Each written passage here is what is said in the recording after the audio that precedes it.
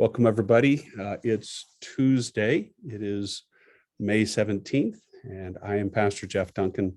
I'm the Assistant Director of Volunteer Relations at Lutherans for Life, and I'm your host of For Life Live. I'm glad you're with us tonight. I'm going to be putting some information into the chat section so that you can be cognizant of future events that are coming up, as well as opportunity to look back and have some equipping from learning from past For Life Live events. We have an archive page on our website, lutheransforlife.org/4-life-live-archive/, and I'll put that in the chat section as well. And then, of course, future events can be found on the calendar of events on our webpage. In addition, something to look forward to this fall, while we have had regional conferences for the last 2 years, we're going to go back to the One National Conference theme this year. And so October 21st and 22nd in Rock Island, Illinois, in the Quad City areas, Lutherans for Life will have their national conference with the theme Blessed for Life, looking at topics like blessed with the gift of life, blessed by God for one's entire life, and blessed to be a blessing to others. So we hope that you'll put this on your calendar, save the date, October 21 and 22. It's a Friday and Saturday, and join us in Rock Island, Illinois. I believe it's around the Holiday Inn there for the Quad Cities area and our National Lutherans for Life Conference, Blessed for Life. In the chat section also is a Dropbox link for a session, for today's session, so that you can pull up a paper and come alongside with your learning tonight. Our next session, we're going to take a little break on For Life Live through the month of June and the first week of July. We don't have another session planned until July 19th. And on July 19th, I'll be pleased to host Mr. Timothy Gagline of Focus on the Family. And he's going to present on the topic, Faith in the Halls of Power, why the Supreme Court session just ended has major implications for Christians in America. Now, we were waiting for the June release of the Supreme Court of the United States decision on Dobbs versus Jackson Women's Health. And in this last couple of weeks, we've been teased with the unprecedented leak of information. We are still awaiting the actual decision to be handed down. And we are hopeful at this point, based on the link, that 50 years of precedent will be overturned in Roe v. Wade, and that the decision for abortion will be returned back to the states. And many states have already prepared for this. Your state may be in the midst of preparing for this. So we want you to be aware that this information is out there. Mr. Gagline, not Pastor Gagline, Mr. Gagline will be joining us in July to talk about this. And I think it's a very timely session. And he'll bring his perspective, as he has done a lot of research in this area for the years of his time at Focus on the Family. We are in the midst of maybe re-evaluating For Life Live. So just pay attention, keep your email account open to receive information in the future as to what this will look like or how we'll move forward beyond that date. But the next time, July 19th, 2022. Let me just share a little bit of devotion material with you. When you think about it, from the moment that we are born, we are headed towards death. Aging is unstoppable. We can primp, we can exercise, we can plan. I know as a person who's headed to 62 this summer, time marches on, and exercise and the primping and the planning don't get any easier as we age.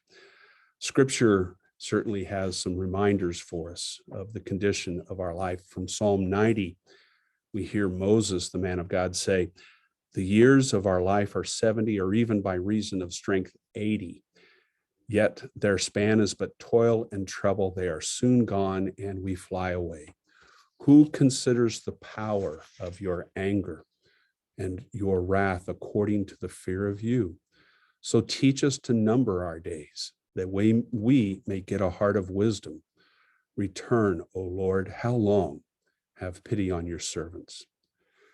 We also know that the writer to the Hebrews has reminded us in Hebrews 9:27, and just as it is appointed for man to die once, and after that comes judgment. We can't stop the aging process, but we can be prepared. We can be prepared with God's word, and most importantly, with the grace of our baptism and the gift of eternal life for the day that is coming to all of us. So as we prepare for tonight's presentation, let us prepare in prayer. We pray.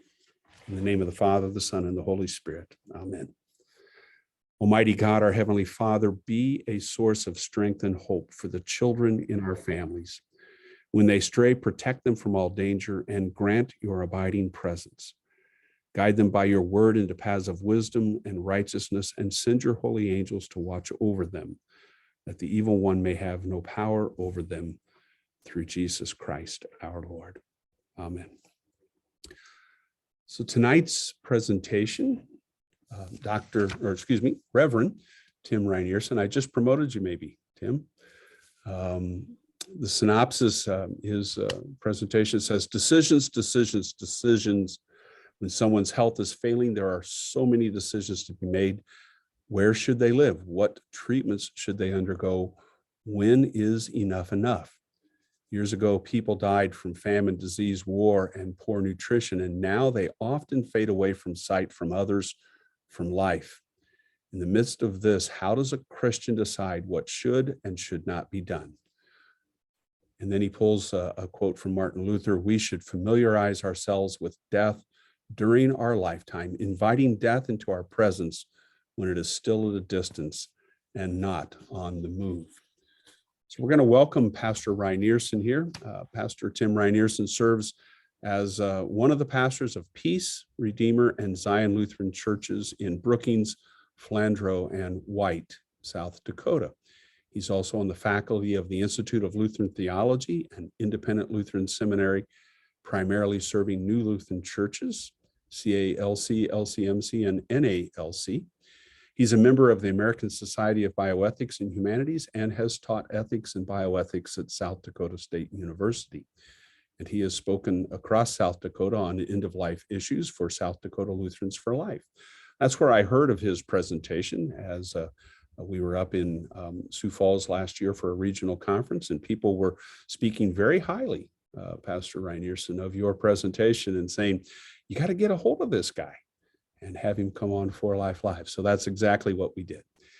He and his wife, Ruth, are about to celebrate 40 years of marriage. Congratulations. I'm celebrating that on 6/5 of this year. And they have 2 children and 4 grandchildren, one who that they looking forward to meeting in August.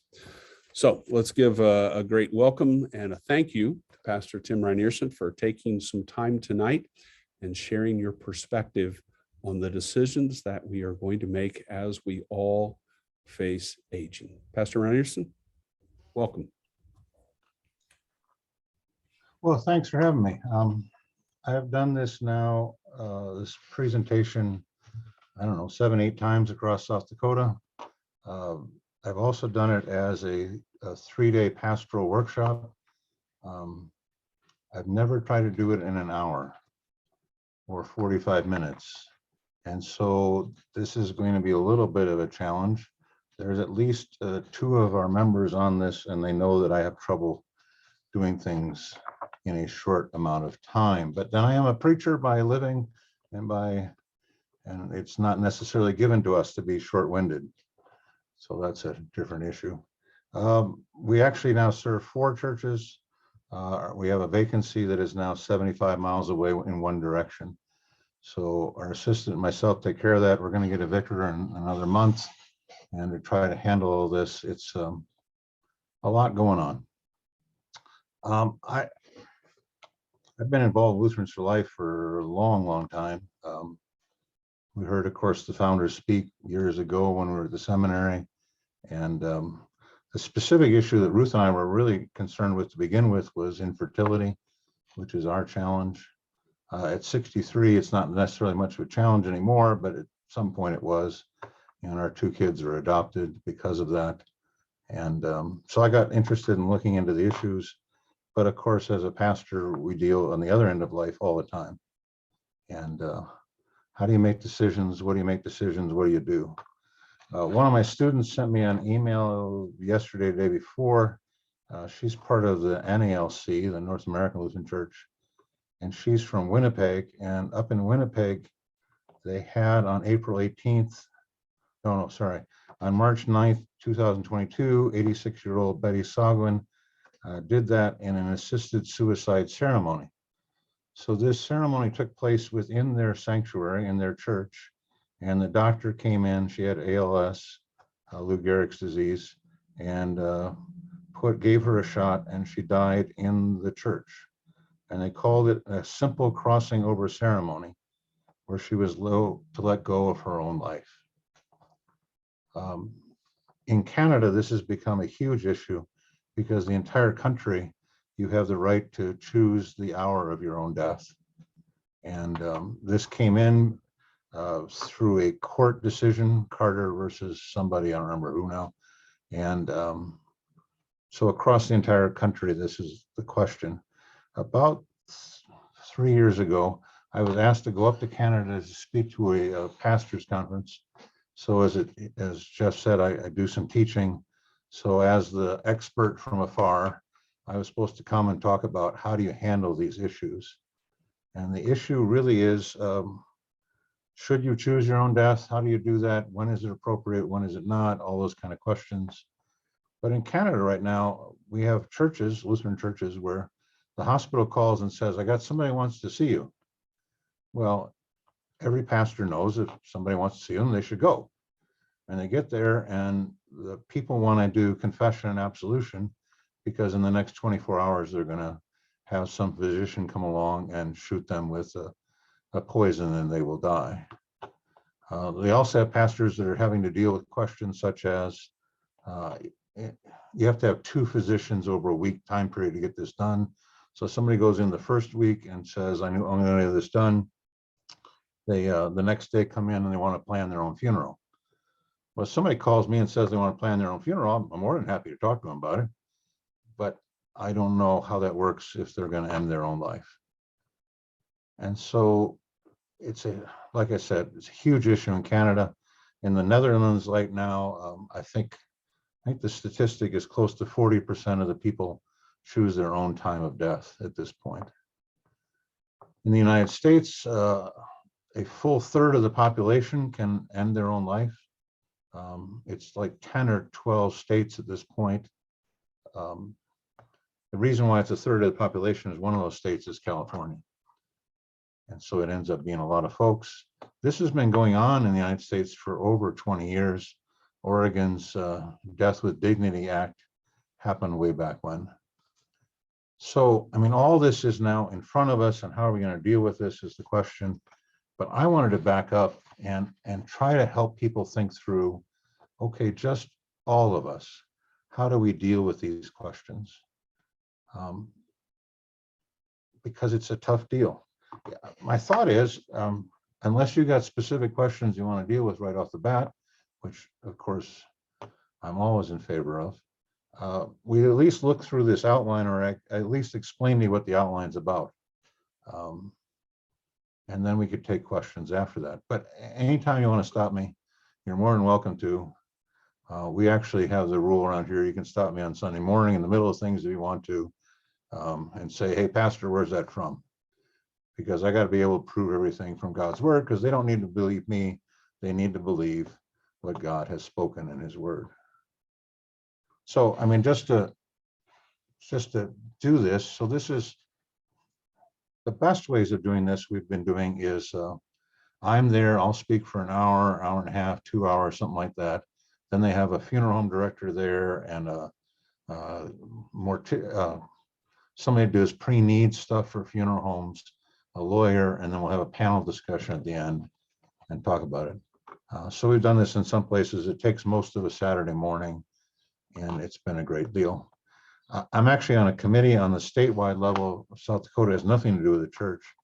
It has to do with hospital systems and everything else, trying to promote that everybody would have a plan, and not only have a plan, but they would talk to their loved ones about the plan.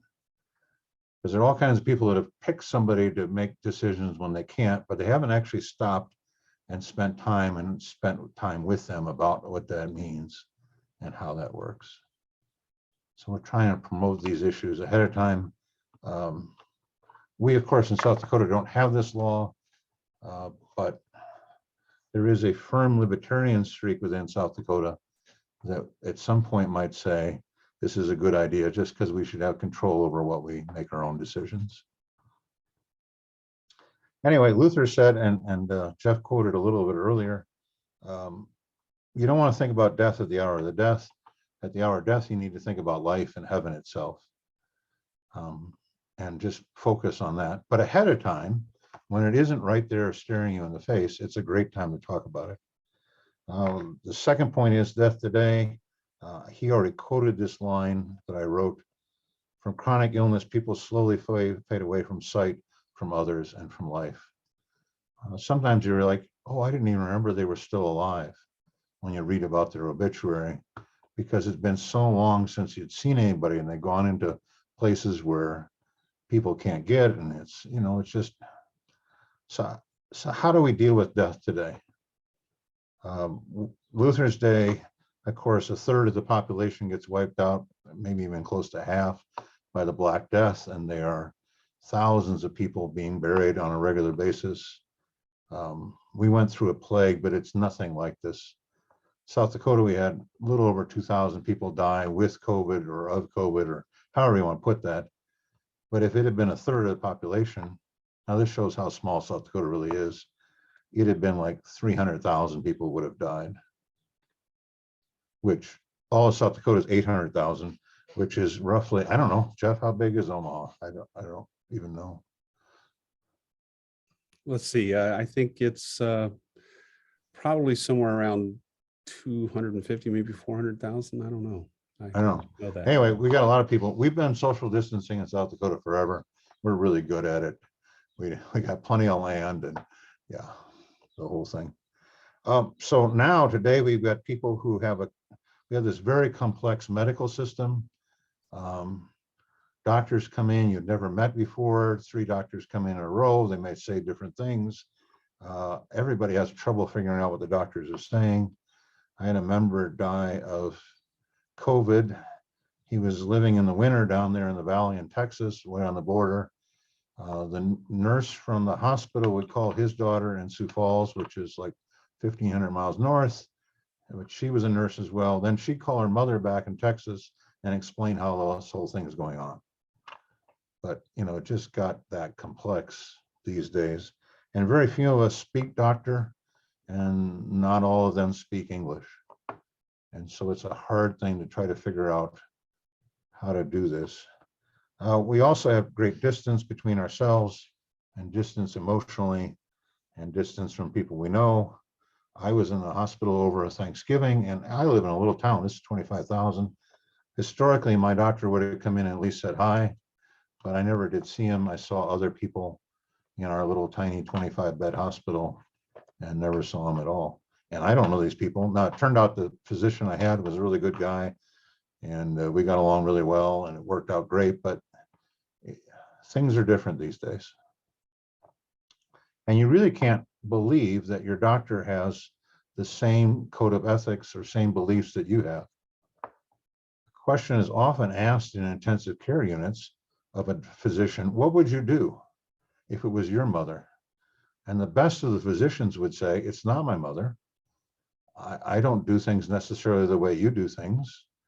I'm going to give you the best advice you can in terms of medical condition and where we're at, but you're going to have to make your own decision, because they may have an entirely different set of the beliefs and ideas that we might have.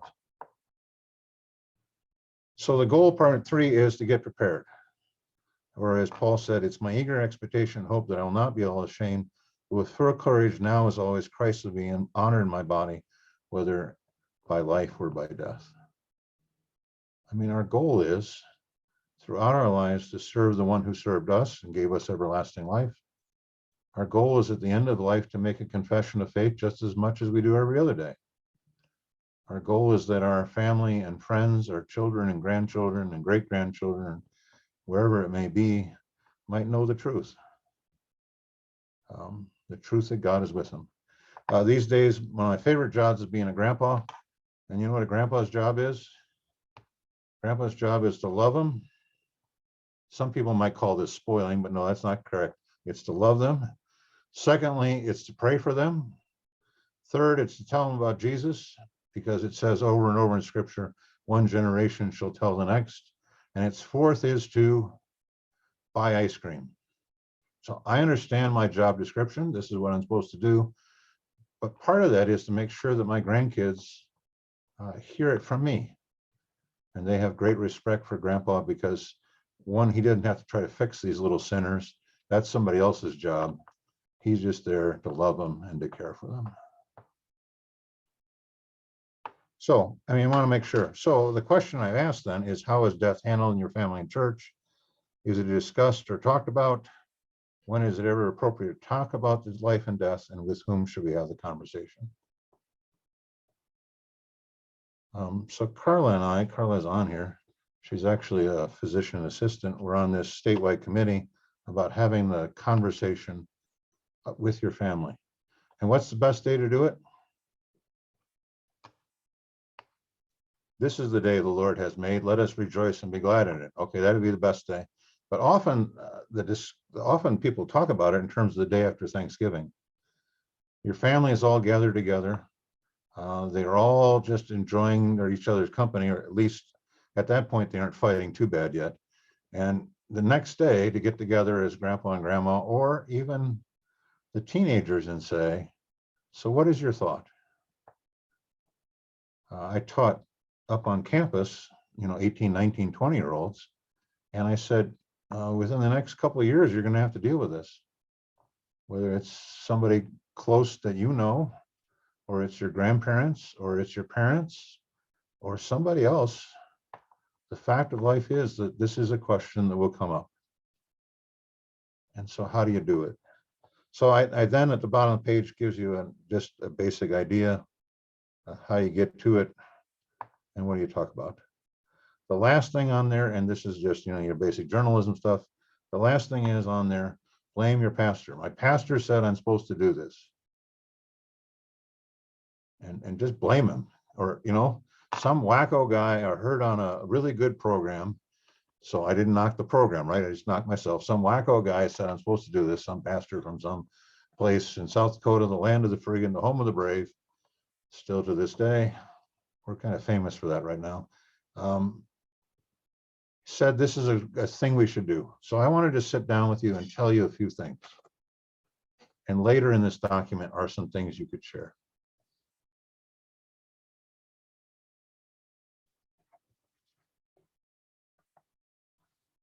All right, nobody's stopped me yet. So I'm going to keep on going. Next page is a case study. In ethics, most teaching is done through case studies. This is just the normal way of doing it. So I heard this study at the National Bioethics Conference. National Bioethics Conference is physicians, lawyers, nurses, hospital types, and then there's one parish pastor that shows up, who doesn't quite fit in, but I like going to meetings where I'm the only one that's different, and it's not all the same people together. But this was the case that was brought before. Oscar, a 75-year-old man, been deeply involved in the vegan movement for many years. He fell ill with Alzheimer's, was placed in a residential home. Where in accordance with his previous habits, he was given vegan meals. One day, by mistake, he happened to eat a portion of meatballs. Okay, so what country is this? Yes, today is actually Symptom of Mai, the 17th of May. This is Norwegian Independence Day, in case you didn't know it. This is not Norway, but this is the next country over, called Sweden, which a lot of people in this part of the country came from. One day he got meatballs, potatoes, brown rice, lingonberries. You ever heard of lingonberries? These are really good. And all this stuff. The caseworker proceeded the next time. He enjoyed it very much. And the doctor that was presenting this said, well, of course he enjoyed it very much. He was getting real food, which I thought was a really good thing to say in front of an association of people who might not have agreed with that, but I fully agree with it. Next meal, I noticed for the first time that other people were getting different food. The caseworker is persuaded to eat this vegan meal, but the next day he refused point blank to eat any special muck that's only for me. My kind of guy. His key worker, I think we would say social worker in this country, discussed the situation with his wife, who in no uncertain terms expressly forbade the staff to give him anything but vegan food. She insisted it was against his and her conviction to eat meat or warmed over dead body parts, as she put it.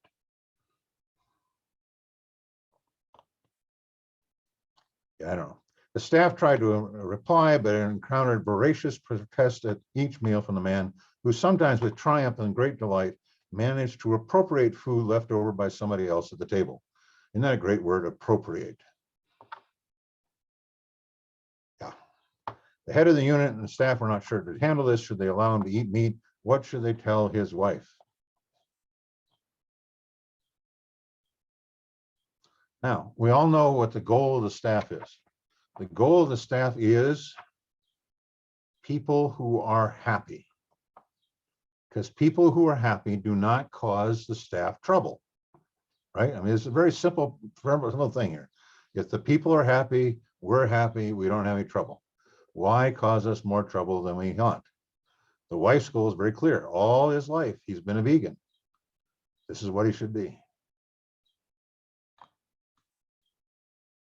But does our 50-year-old self, or Jeff said his 62-year-old self, and I'll be 63 this year, we'll just lay it all out here. Does our 63-year-old self get to tell our 90-year-old self what we are going to do? Or not do? Can I change with time? Now, my wife would say probably not, because it's 40 years, as you heard, and it's kind of been the same for all this time. But is it possible that things might be different? So there's an ethical issue here now with planning and with trying to figure out things in the future. And do I get to make my decisions even when I have some Alzheimer's? And what is the best way to making decisions? And how do you do this? This is called precedent autonomy, technically. Precedent autonomy is before something happens, I make an autonomous decision, a decision for myself. Because the case is always, at some point, I won't be able to make decisions, and who makes the decision for me? When I'm no longer an autonomous, a being who can make decisions. And then how do they make those decisions on my behalf? And how do they make, and they figure this out? So I don't know, maybe all of you, many of us have had to make decisions for people who can no longer make decisions. And how do you do that? That's the crux, that's the heart of this whole discussion.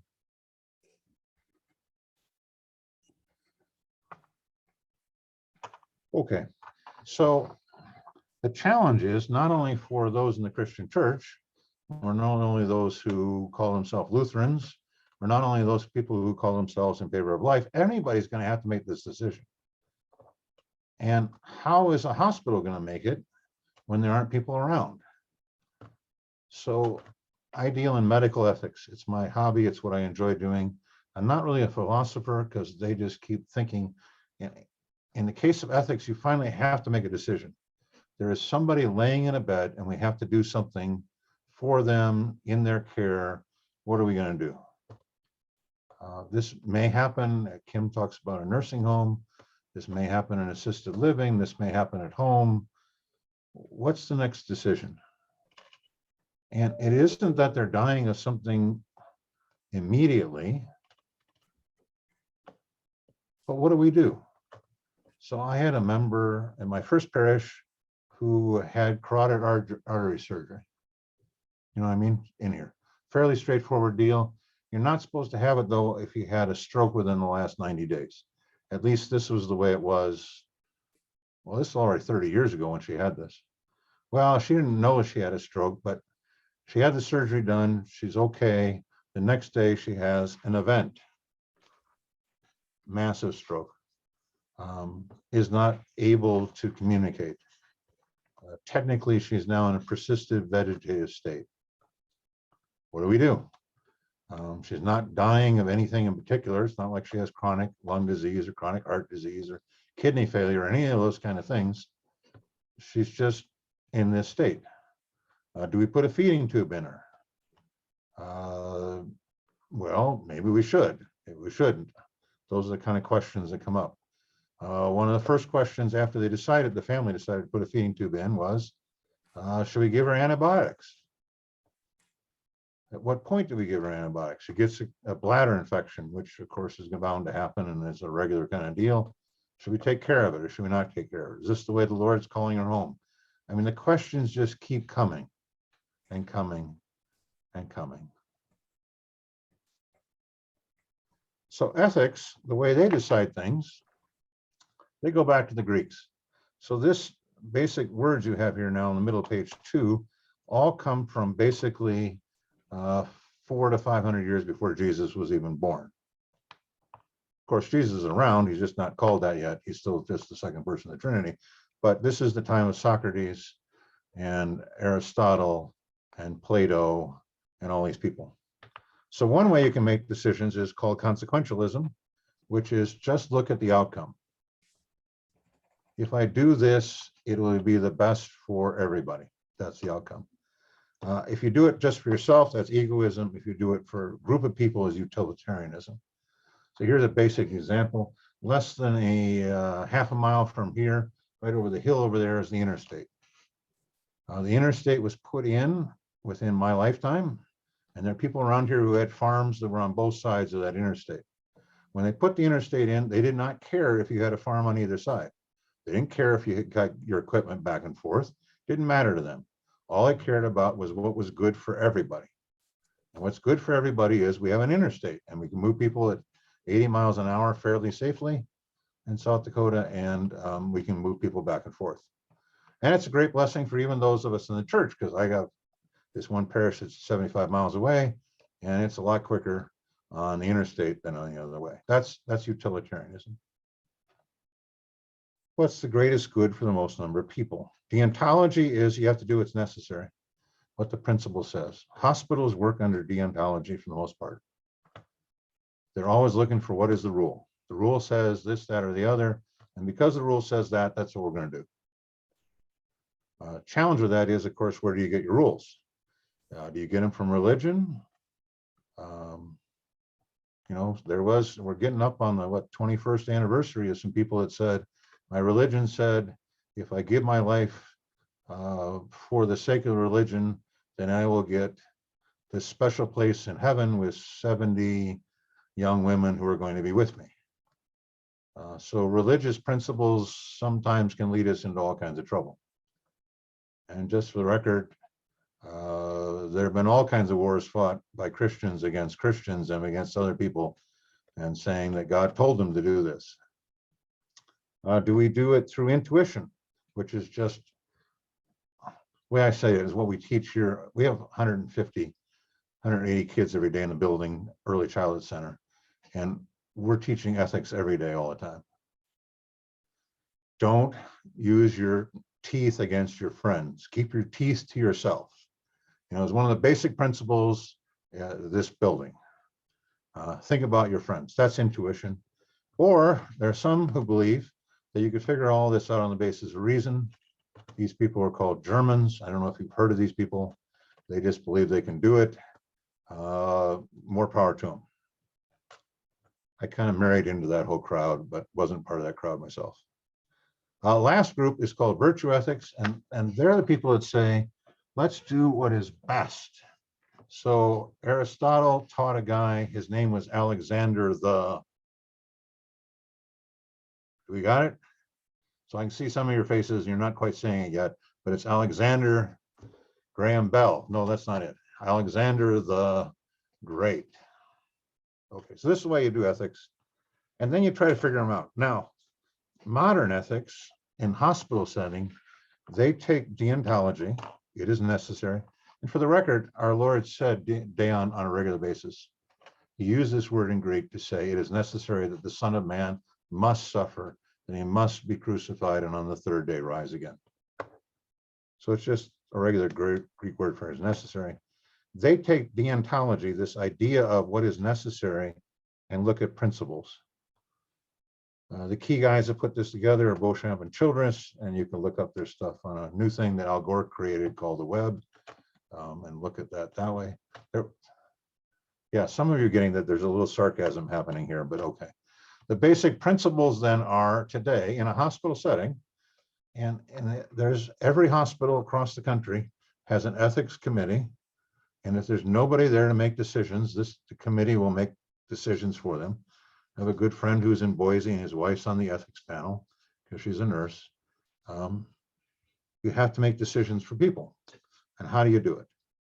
Now, this part of the country, our hospital doesn't have an ethics committee. They use the ethics committee out of the big major hospital in Sioux Falls. So there are ways to do it. But Medicare would say that this has to happen. So look at autonomy. You get to make your own decisions.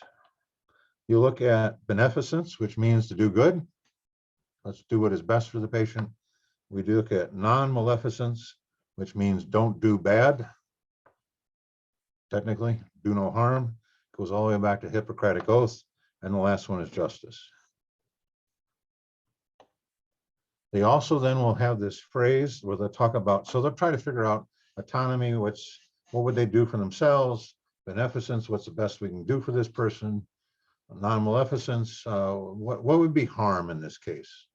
And then justice is the question about if it was your own mother, what would you do? You know, how do we make sure people are treated fairly, that kind of thing. They also talk about quality of life, a phrase that is not from the circles of Christianity, for the record. It has real loaded stuff to it that we probably should talk about at some point. Then they say, okay, let's put together advanced directives, medical or legal. Some of these are legal, some of them are medical things. So a durable power of attorney for healthcare issues, which we've done, of course, my wife and I, where we appointed if I can't make decisions, Ruth makes decisions, which I'm a husband, Ruth makes decisions anyway. That's not a new thing. That's just the way life works better. And then if she can't make decisions, I make decisions. And then it goes down to our daughter, and then finally our son, and all those kind of things. I said to our lawyer when we're putting our will together, why am I writing this document out? Because the state law in South Dakota would say this. He says, well, it's just easier. And I said, okay. And he didn't charge me anymore for it, so I was okay with it at that point. Yeah, why not? Or you can have a living will. A durable power of attorney just says who gets to make the decision if I can't. A living will is often says these are the decisions I want made. And it's specifically issues of a living will are the DNR, that do not resuscitate, the artificial nutrition and hydration. Can we put in a tube? Should we put in a tube? How does that work? There's a new one. It's been out a little while. It comes from the Lutheran Hospital in Fort Wayne, Indiana, that says just allow natural death. If I'm in this process, don't stop things from happening, just allow it to happen. There's voluntary stopping of eating and drinking, and then there's medical assistance in dying. A voluntary stopping of eating and drinking is anybody could stop eating and drinking if they wanted. The question really comes if you get to a certain point in Alzheimer's or dementia, can you say in advance that this is what we're going to do? And this is an order that's being looked at heavily within at least the state of New York, and if not other places, because nursing homes are required to feed you. But what happens if you don't want to have food anymore? Can you sign a document in advance that when you hit a certain stage, will kick in and then we'll allow that? To me, to the pro-life community, this sounds like it's crossing a border. And then medical assistance in dying is what I described up in Canada. That's the term of it. That's now the term across everywhere, because this seems like a nice thing to say. The doctor helps me come into the world, help my mom get me into this world. The doctor now will help me leave this world. Okay. Strengths and weaknesses. Now, Jeff, how long do I got? I don't even know. You know, we have as much time as you need. Typically, we go till 8:15 and ask questions, or people can ask questions all along the process as well. So, okay, well, let's get through this little section here, and then maybe there's questions about how does medicine handle it. The strengths and weaknesses of these ways of dealing with death. Number one, are you an autonomous being? No, I am not an autonomous being. I wear a thing around my finger to make it very clear I'm not an autonomous being. I am married. And my impact, my decisions, I don't make by myself. We make them together, my wife and I. Sometimes I've been known to make decisions by myself, and then I figured out how wrong I was later, because that was not the right idea to do. I'm not an autonomous being. I have children. I have grandchildren. I am not an autonomous being. I am a pastor of a church. I'm a member of a group that I think highly of. And I don't want to do things that cause harm for others in the group, nor do I want other people in the group to cause harm this way. We're all in this together. So this whole search for autonomy is bogus. In fact, what do we call autonomy in the church? It's 3 letters. The letter in the middle is I. I'll give you the other 2 if you want, but I think you can come up with it all on your own. It's called sin. It's because there were 2 people who thought they were autonomous that were in this trouble in the first place. Oh yeah, you're gonna be like God, no good and evil. Well, they knew good. All they picked up was evil at that day. And it's caused us trouble ever since. So autonomy, while it's the big question these days about who gets to make decisions, is not where the church is at. How about beneficence? Are we in favor of that? Well, sure, we want to do good to people if we knew what it was. Because here's the real problem. What is good? How do you define good? How do you tell what good is? Is surgery good? How about chemotherapy? Where are we at with radiation? You know, pick your deal here. Is it good? Well, maybe. What will the doctor say? Well, in 82.5% of the cases, which they may actually have a number, or they may just be picking a large number, this is what happens. What will happen in your case? In any one treatment, we have no idea.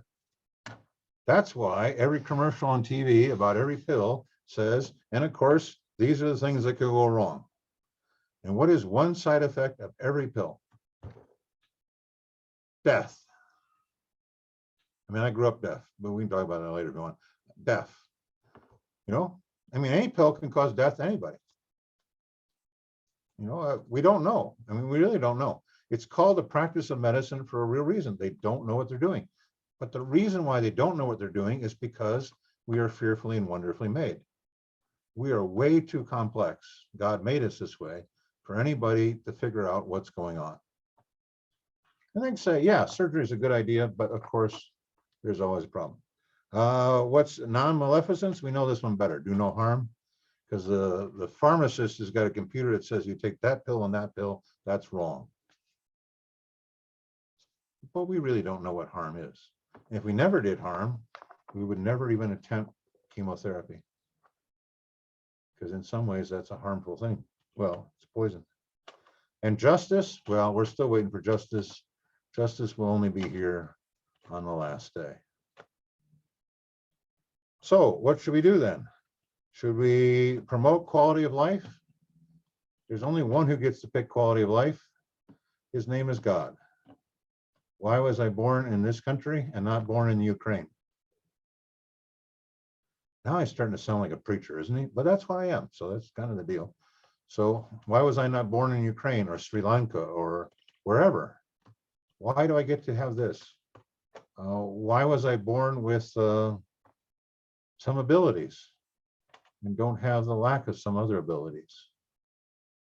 My wife and I, as part of Vicarage, our internship, ran a group home for Bethesda, which now has some new name, and I don't even remember what it is, but up in Watertown, Wisconsin.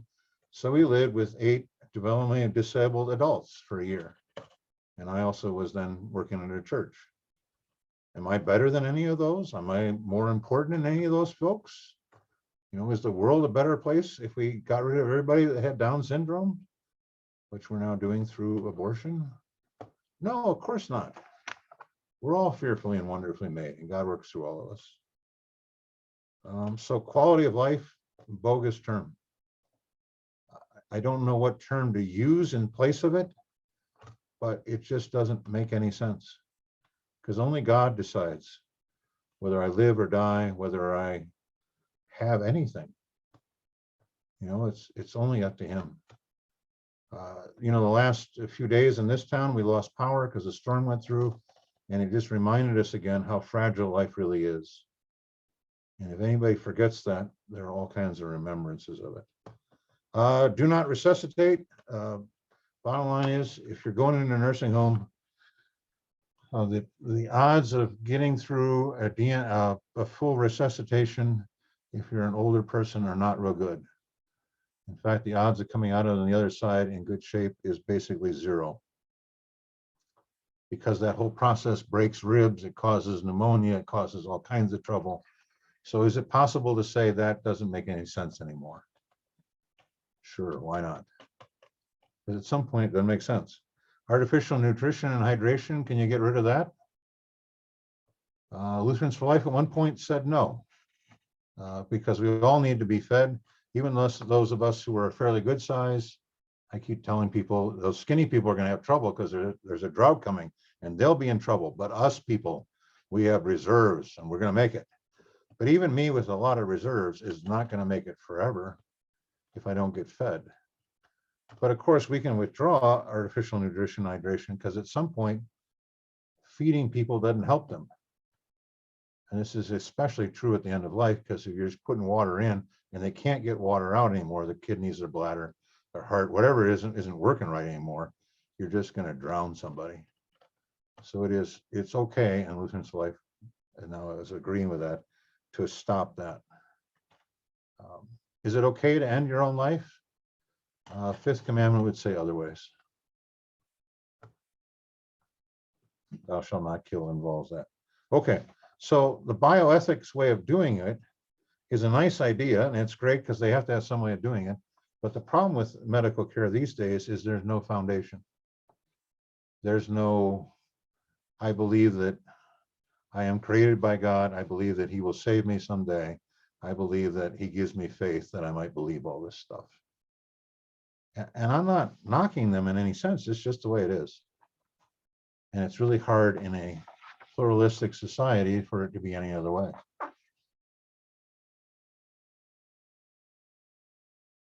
All right. You're going to stop me now, or am I going to keep plowing? All right, I'll keep plowing. So the church's solution is, we don't believe in autonomy, we believe in community. There is no such thing as an isolated Christian. We are all in this together. And sometimes we end up being isolated from each other, and that's a horrible thing. One of the worst things that happened was COVID comes and they don't let me back in the nursing home. And so the question came, should you get the shot? And my answer was, I'll do whatever it takes. I don't care what it takes if I can get back in the nursing home and see my people and visit with them before they get to the hour. They'd let people in after they were unconscious, but before that, they wouldn't hardly let them in, and it was silly. So I got the shot right away. I'm a volunteer firefighter.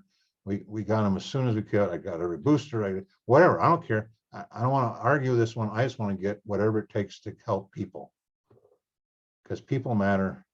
Paperwork, not so much. I'm hoping that goes on my tombstone. People matter. Paperwork, not so much. And then they'll walk by and say, wonder who that guy was. All right. So we're into this as a community. One of the fears and one of the reasons for MAID is that people think they're going to be isolated. They're going to be alone. And we need to step up as the people of God and say, nope, we'll be there. So we're fans of hospice. And if it takes, people volunteering to go sit with somebody so their family member can go get a meal or whatever, we should step up.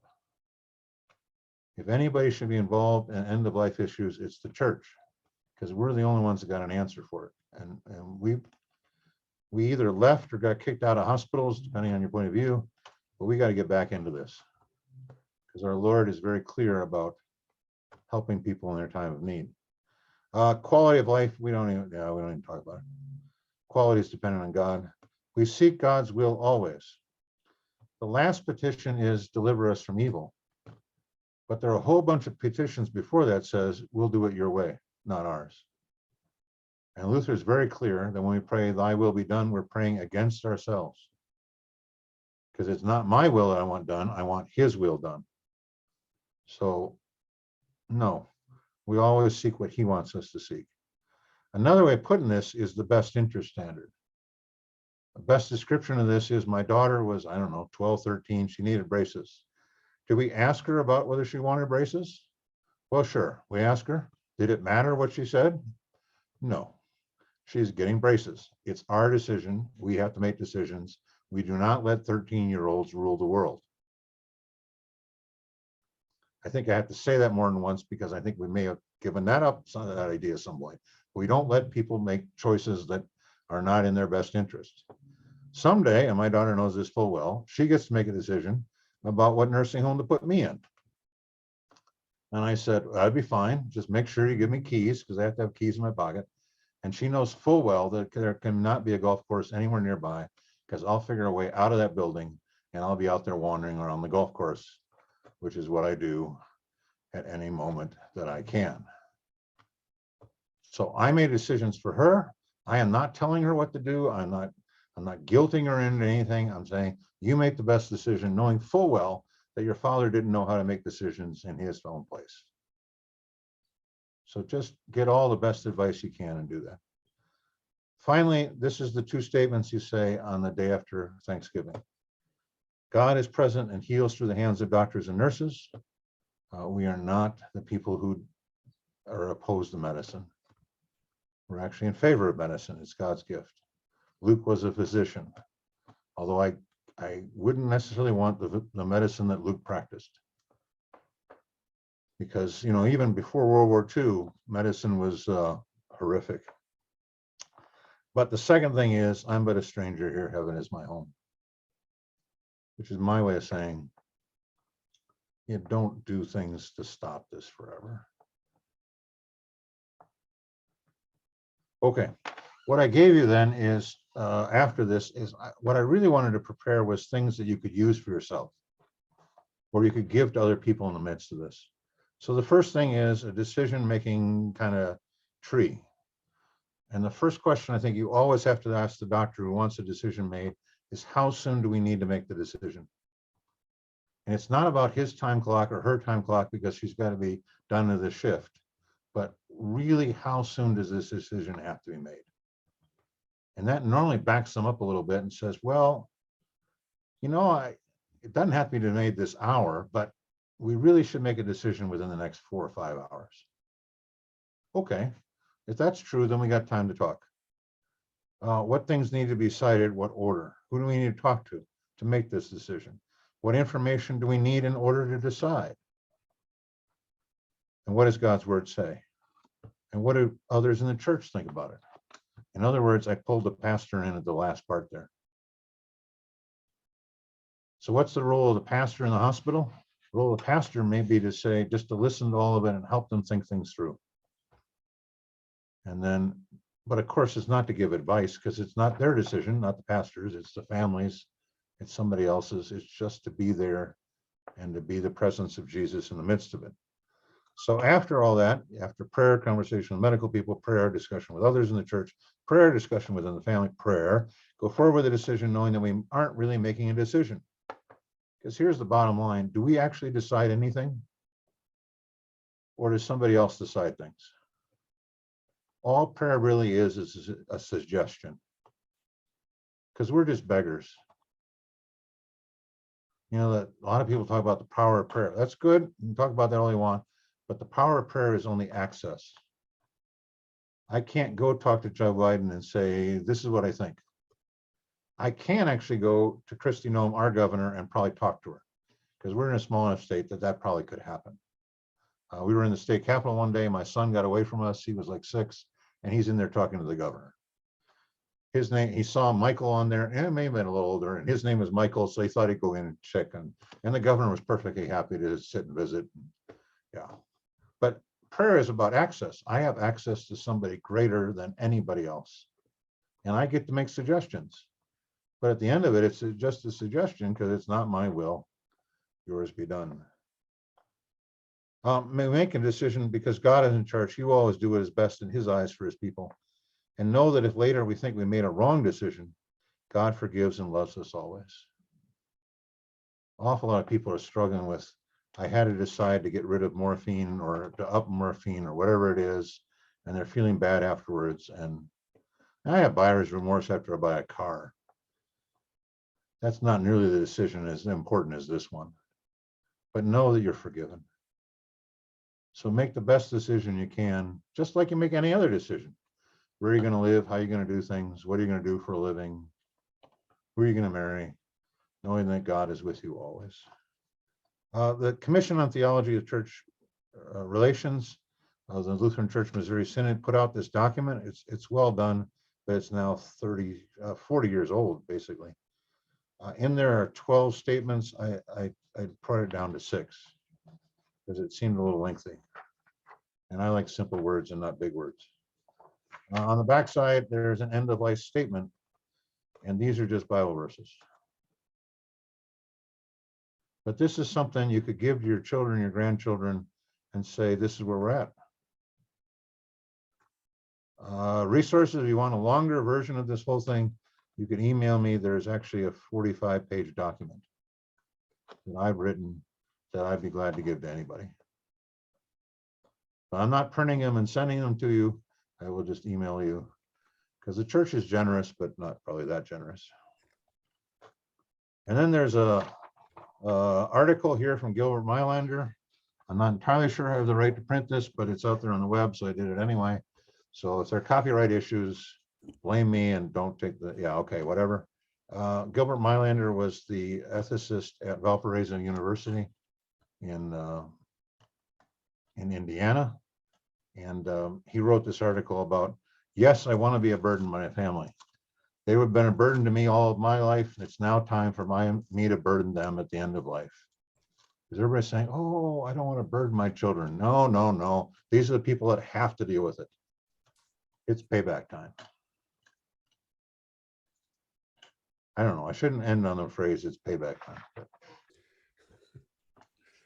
I think that's a perfectly good phrase, because our payback is the gift that God has given to us, right? That we don't have to pay back anything, that we receive his credit for all, and he takes all from us. So that's a great thought. Pastor, I'm gonna go back to a few things that you said at first and ask some questions, and I see some others have some other questions as well.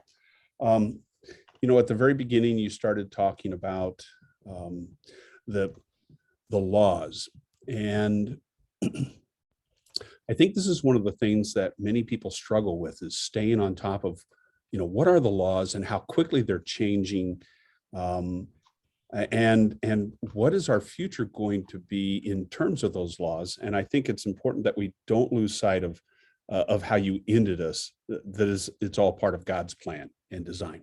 And we could fret all we want about how the laws are going to change, but ultimately, if our life is not tied up in his life, it doesn't matter what the laws are, right? We have to know that we are the aliens on this planet, and that we're headed to a better home, and that should give us the ultimate responsibility for each other, but also the benefit of just knowing that all is well with my soul, no matter what's happening. The mountains may quake, the oceans may roar, but all is well with my soul, right? That's where we have to really stay. I think sometimes we've gotten so, well, everybody's upset right now about the Supreme Court and all this kind of stuff. And we've been praying forever that this would come. And I live in one of the trigger states that if this is gotten rid of, then, but we're only doing this because we want life to be spared.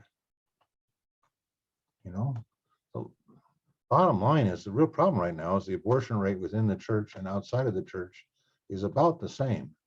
And how do we talk to our own people about this? A lot of people at the end of life just don't want to be a burden to anybody anymore. And they forget, well, they think about what Jesus said, and he said this in the book of Acts, not in the Gospels. It's more blessed to give than to receive. Okay, that's true. But somebody's got to do some receiving so people can give. And at some point, maybe I got to allow people to take care of me that I've taken care of throughout their lives. That there's a service in allowing people to help you. Oh, no, we're stubborn German type people, or whatever we are, Swedes and Norwegians. I go down the list, I don't care. And, you know, we don't want that. No, we got to care for each other. We got to let people care for us. Because we're in this together. There is certainly a sense, and, you know, as you bring this up, there is certainly a sense that when people say they don't want to be a burden, I think they only say that as they grow older, because I certainly appreciated being a burden when I was young. And, you know, mom made me dinners and dad brought home the money. And I didn't mind being a burden the younger that I was. But as I got older, I do recognize my own sense of this autonomy. I don't want to burden my children. I don't want to bother my wife to do things. And you're right. It is something that we, in a sense, have to get over and give up, confess even before the Lord, as this is a sin that I'm not allowing others to help and aid and be a benefit, because God gives them to me as part of his gifts. He gives me house, home, wife, land, animals, and all that I have, and daily and richly, you know, provides and takes care of these things for me. So we do have to give up this idea that that as we get older, we aren't going to be a burden to others. That is a part of God's plan, and the result of sin in this world is we will be a burden, and he's provided the help. When my mom was dying, I was thankful I was able to be a little help. You know, just one quick thing. Somebody, I don't really understand how this all works, but somebody put up there a comment about end of life not being just elderly. And the things that I've written on are about end of life with the elderly more than anything. Pediatric end of life issues are a whole nother realm of questions, and they're very difficult and very tough. And to work through all those, they're similar, but they're also quite different. So our early childhood director here, who I've worked with now for 24 years, her son died a year ago of pediatric cancer, and he had had it for 5 years. And everybody needs to walk together and to remember and to think and to be with him. And that's not a process that gets done when they die either. Yeah. That's the other thing that drove me nuts about nursing homes. And I'm not trying to pick on them, but we're the only profession, or we're the only place, the church, that deals with people before death and after death. The Lord has them, but we got their family for the rest of forever. And how do we work with folks that way?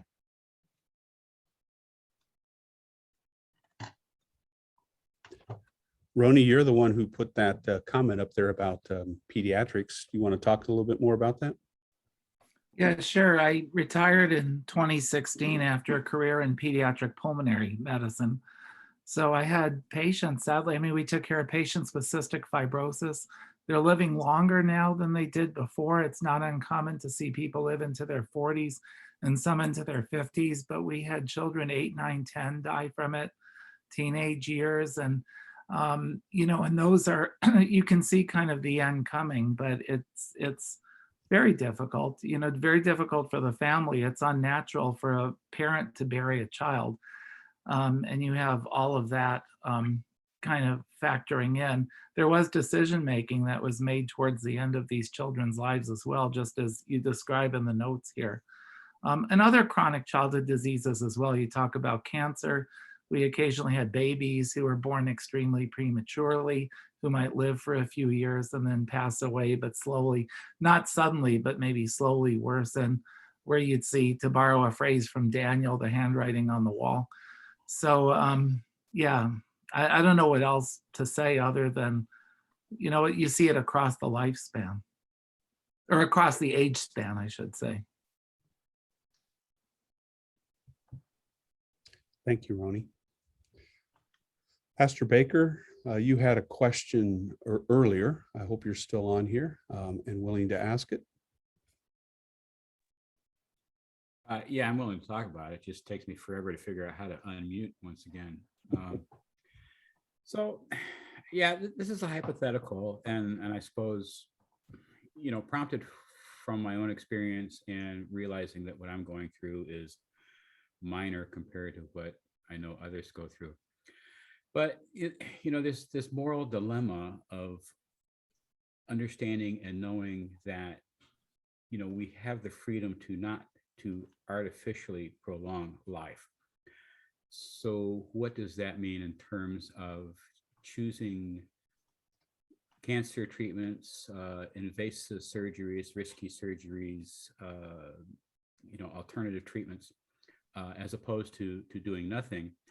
So that choice and that freedom to make that choice, as opposed to what obligations and responsibilities do we find to do everything we can to prolong our life for the sake of those around us, especially as we understand our relationship with God and the appeal of heaven.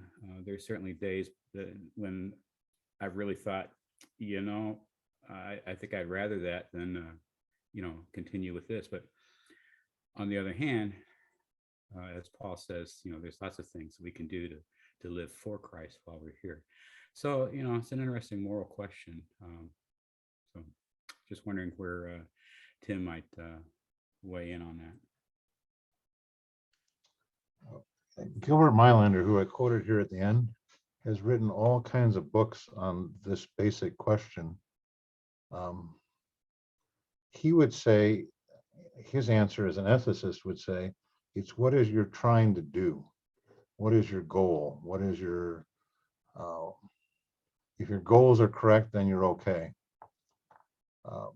I understand what he's saying. I don't know that I agree with him, because I'm not pure and without sin. The good that I want to do, I don't do. The evil I try to avoid doing. That's what I end up doing most of the time. What a wretched man I am. It's just really hard decisions. I think your phrase moral dilemma makes total sense here. I think it's like every decision we make. You get the best information you can, you spend a lot of time in prayer, you listen to anybody you can, and then you go forward. Now, knowing full well that it may not turn out the way you think it should. So the question about how long do I have to keep doing things? At some point, it's just pointless. And even the doctors will say, yeah, you could do another round of chemotherapy, but it's not going to slow it down. It's not going to stop it. It's still coming. Or whatever it may be. Whatever the treatment is that's happening. And they used to talk about ordinary care versus extraordinary care. You need to do ordinary care, which is just the standard of care. But that's a hard thing to try to figure out, because what's ordinary and what's extraordinary? A ventilator, in my case, at age 63, 62, going on 3, an accident is probably ordinary standard care. A ventilator at some other point in my life might not be the right idea at all. And even the whole COVID discussions about ventilators and stuff, that actually help people, or did it cause further damage? I mean, there are all kinds of things out there. And so finally, and I'm not God, don't want to be God, don't want to play God. I say, okay, Lord, it's in your hands. At what point, Pastor Rynearson, do we also understand that I think you pointed this out. These are things that you have to be ready to continually talk about. And Pastor Baker, I think your situation, and as a pastor that for the sake of the family, the church, or other responsibilities, you're going to have that conversation with those family members and make sure that they understand where they are with their loved one and where their loved one is with this illness, and what they're facing, and come alongside and prayerfully support them. Maybe they don't feel like they have the encouragement or the support that they need in order to go through this. Maybe they don't feel like there's going to be people that will step up to help them. And so they might need that permission to go ahead and continue with the treatments because they have the support there that they didn't know they had. So I think conversation is obviously a major part, and it can change over time. But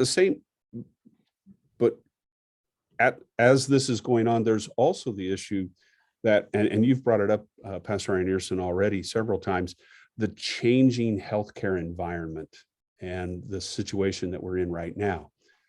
I wrote down a note as you were talking about some of the things earlier, is that doctors, they don't know us anymore, and their code of ethics may have changed.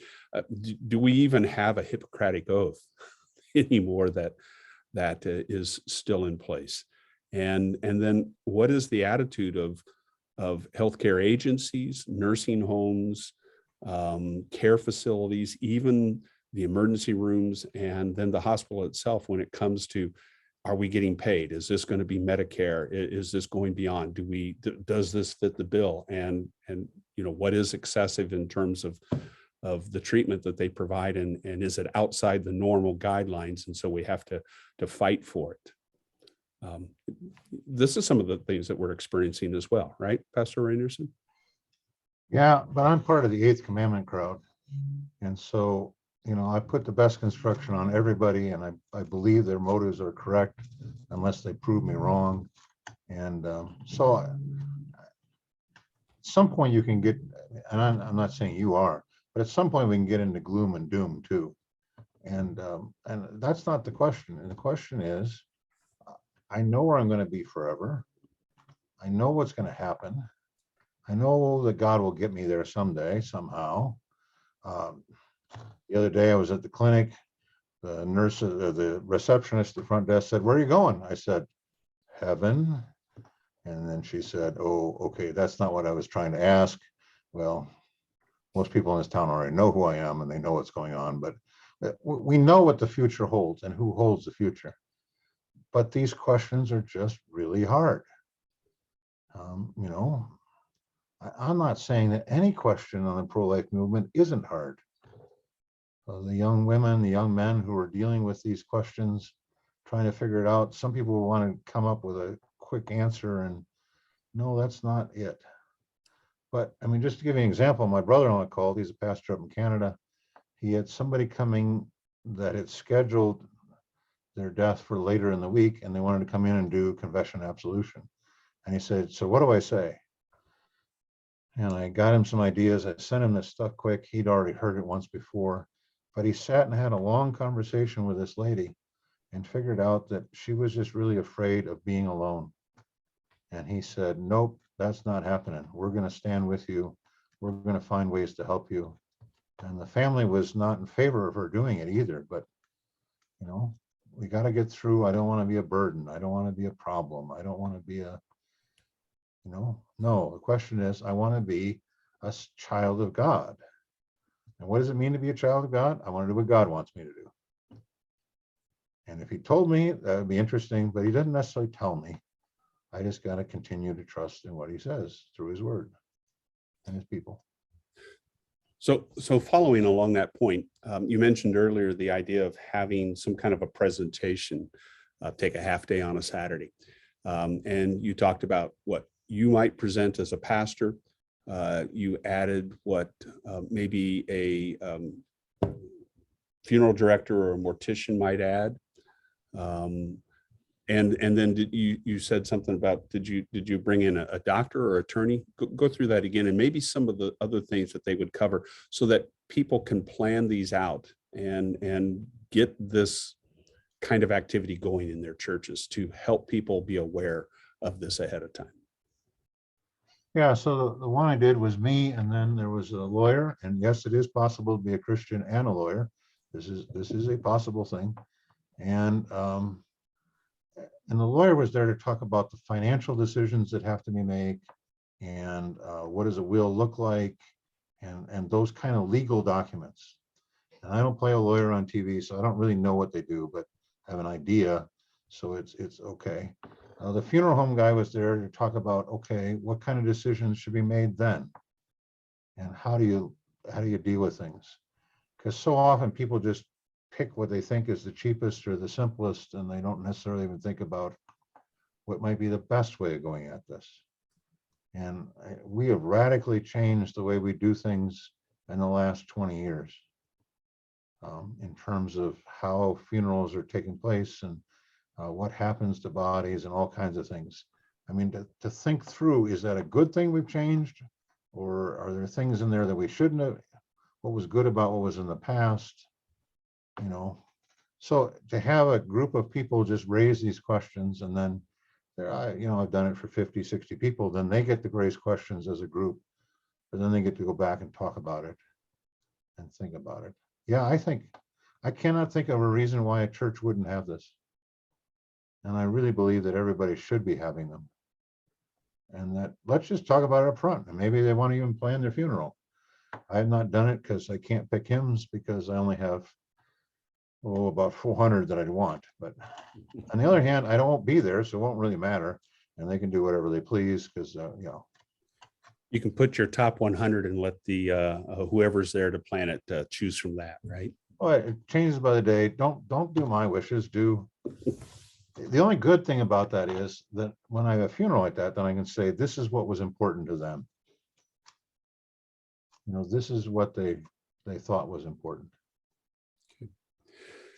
Now, in terms of what you would learn from this kind of a presentation, then you can take that, what you learned, and apply it to that day after Thanksgiving meeting, sitting down with your children, correct? Exactly. That's the Now goal. you can take all this and say, okay, as your mom and dad, this is what we want you to know about the end of our life, and how we want to face it, and why. Because, as you said, this is not our home, right? This could be done by any generation. So we have grandparents that don't want to talk about this issue in their 80s or 90s. Then the people in their 50s and 60s or 40s could say, this is what we're thinking, this is what we're planning, this is how it seems to us. And that might get on board the people who are older who don't want to talk about it. Or the 20-year-olds could say to their own parents, what's going to happen here? Because, we all know that driving home today could be different. And so they could start the conversation. It could be done by anybody as a way to get things going. And we're really just talking about what do we believe and what's important. Okay. Good. Dennis, you have a thought about a book.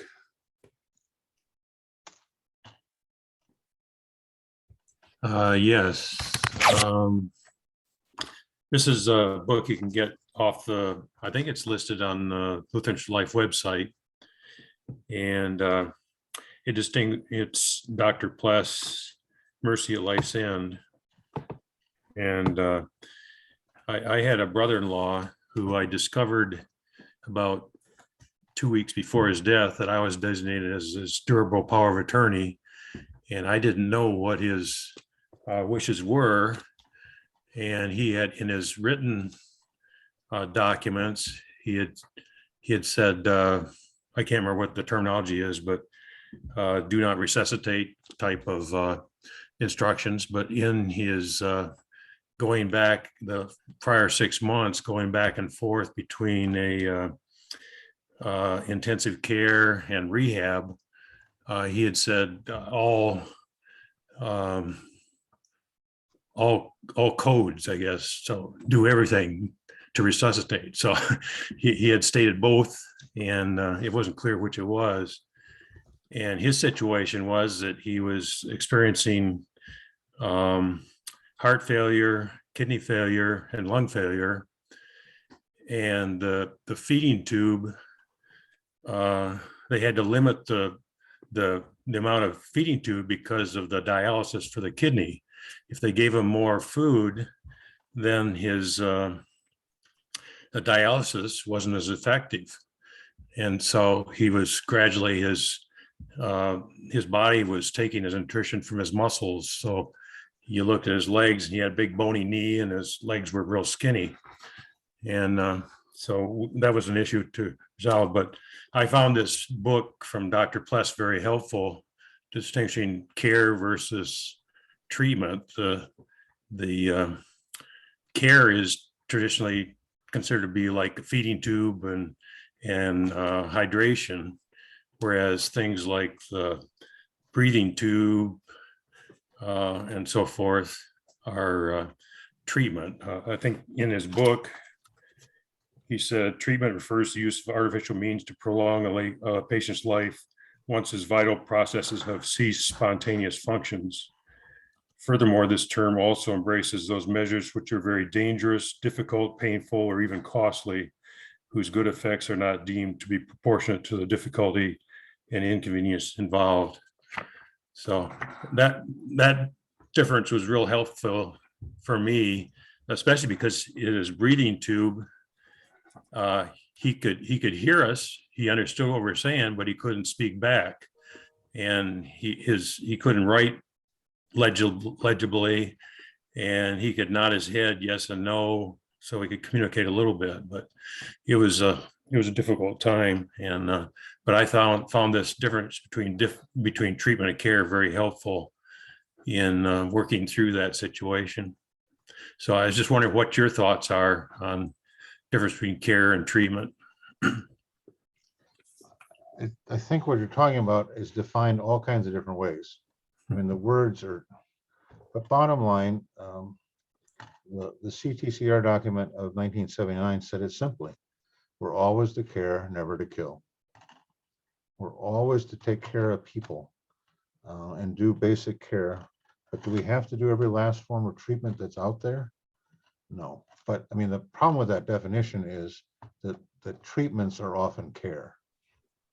When I'm treating a disease, that is caring. So I mean, I just want to make clear that you can use these words in different ways.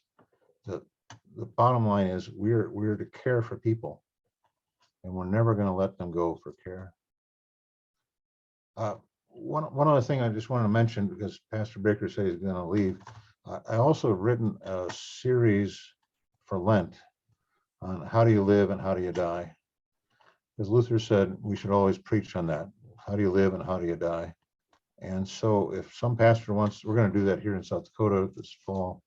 We've done it in a variety of places already. So it's a Lenten series looking at this issue. And the goal is then to get everybody thinking about it. So then you can have the workshop next, and then we can get people going forward. But it really uses Luther's explanation of the Lord's Prayer of 1519 as a way to do this. Excellent. Kai, you had a thought. Do you want to share any of that?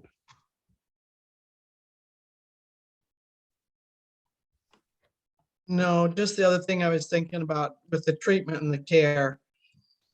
When my husband was 2 weeks and they knew that the chemo, he wouldn't be able to do any more chemo, we'd stop the treatments, but we always cared. And I was so glad that I could care for him in our home for those last few months. Amen. Amen. Thank you for sharing that. That's a great blessing if you can pull it off. And that's where the church needs to step up to help, because that's not an easy task. It is not an easy task, as one who spent the last year and a half of my father-in-law's life living with him at home, and my wife was his full-time caregiver. I know how difficult it is to provide that kind of ongoing care and support. And yet, even as difficult as it is at times, it is, as Kai was even saying, so much of a blessing for those who are able to provide that. And where we're able to do what God allows us to do in this kind of care, we really receive so much blessing ourselves in that process. We get to know our loved ones better. We get to see them receive and enjoy the support that we're giving. And even when it's difficult, it is something that you know that the Lord is blessing because it's something he calls us to do, to care for others as we care for ourselves. And he's going to bless that, even in the difficult situations that we face as well.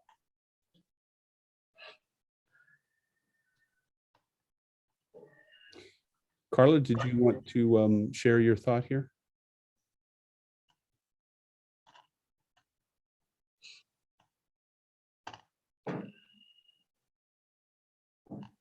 Took me a minute to unmute. Yes, Good. I think something that Pastor has said before, just pray, get the information and do the best you can. Because no matter what the discussion that we've had some of these discussions with both of our kids, and you can't anticipate everything. You can't anticipate what that situation might be.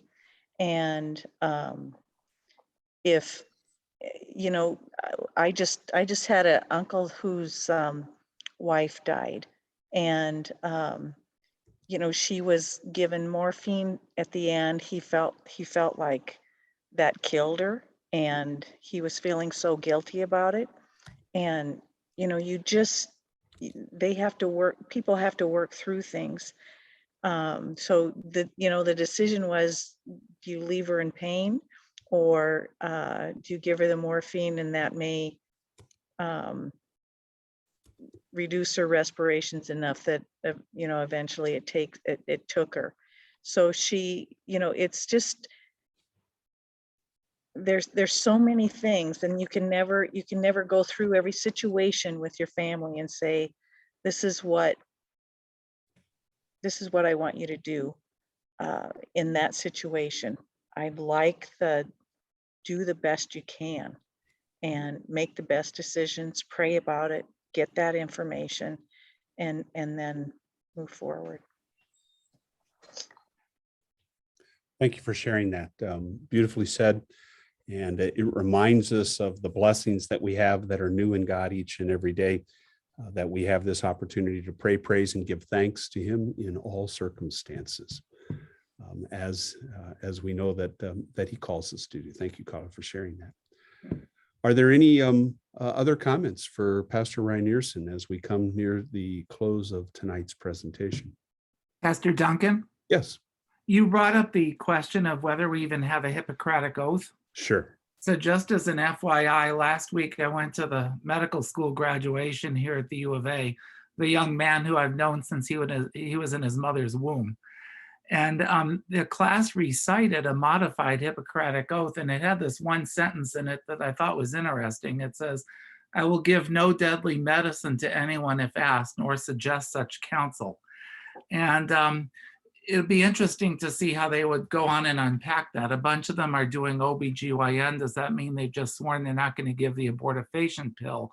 Some of the kids are going off to California to do internal medicine. Does that mean they'll never give a pill to a patient, to assist their death? It was very interesting, and it'd be interesting to see what happens down the road, how they unpack that.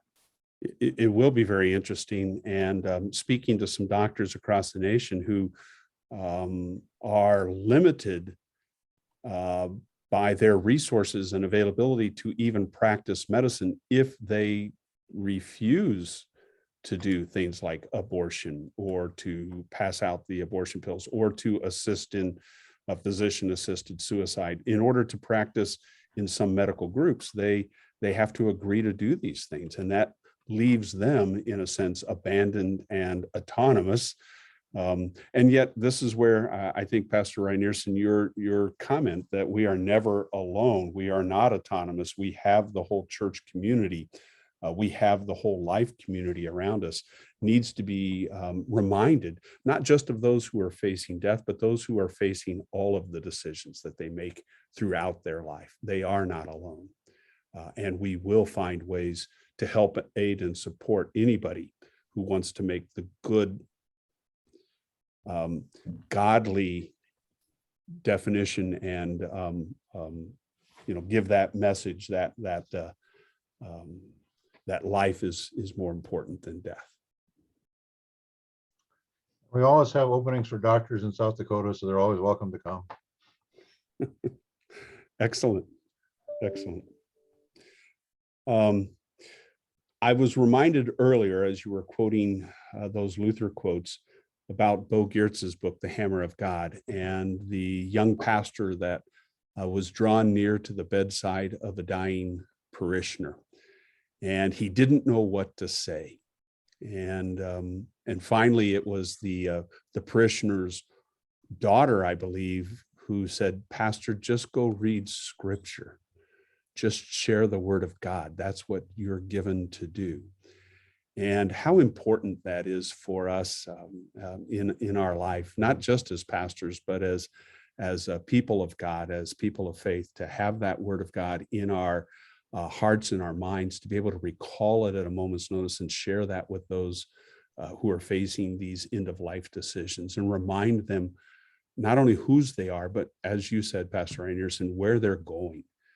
What the eternal life that has been planned for them is like, and to just keep sharing that with them along the bedside. So many times people, as they're facing these last days, they don't know what to say to their loved ones. And I say, open up the Psalms, read scripture, take a hymnal with you, and just sing the verses. Even if you don't sing, just recite the verses out loud.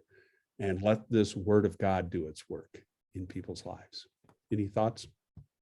So I'm a big fan of a simple sentence: Jesus is with you and so am I.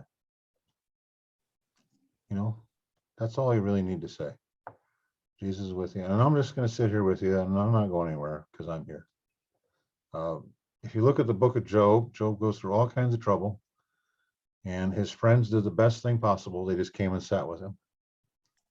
The problem came in is when they opened their mouths, and then they acted like first-year seminarians and had a theological debate about things, and that was wrong. The best thing is just to be there with people, and that's beyond that.